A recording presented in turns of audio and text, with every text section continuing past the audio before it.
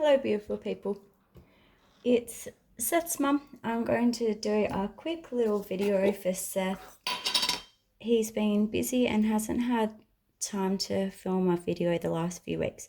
I'm going to do a video of feeding our sourdough starter. This is our discard I'm using at the moment. I'm going to try and get 200 grams out. I have been dehydrating the sourdough discard.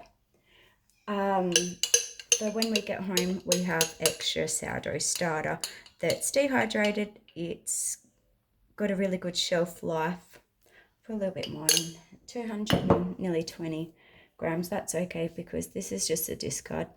When we get home, I want to make my life as easy as possible, and having sourdough, dehydrated sourdough starter is a really good option. You can reconstruct it.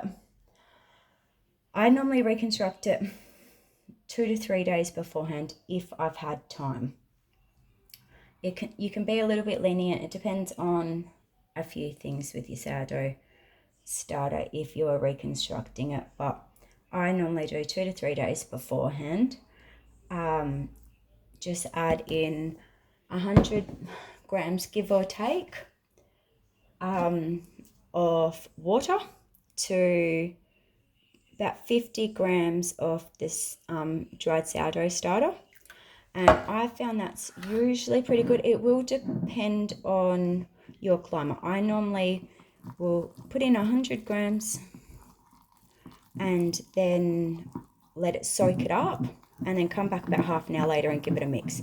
If it's still quite dry, I'll add some more in. If not, just mix it and then leave it for 12 hours and come back and feed it again, similar to what we are doing now. But this is the sourdough discard. I've added 100 grams of water, 100 grams of flour to 200 grams of the discard. This will rise quite quickly. I'm expecting it to rise overnight. Our room's quite warm here. So give that a good mix. I personally prefer a chopstick. It mixes quite well. It's easy to mix and they're easy to clean. So 100 grams of water, 100 grams of flour, and 200 grams of sourdough starter.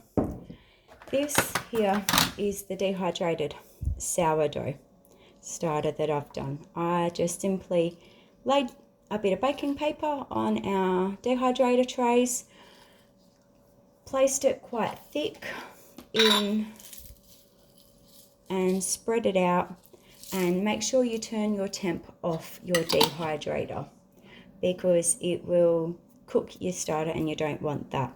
So I fed our sourdough starter. I'm going to let it rise and then put it on the baking trays. That will be in our next video. I hope you enjoy the rest of your week.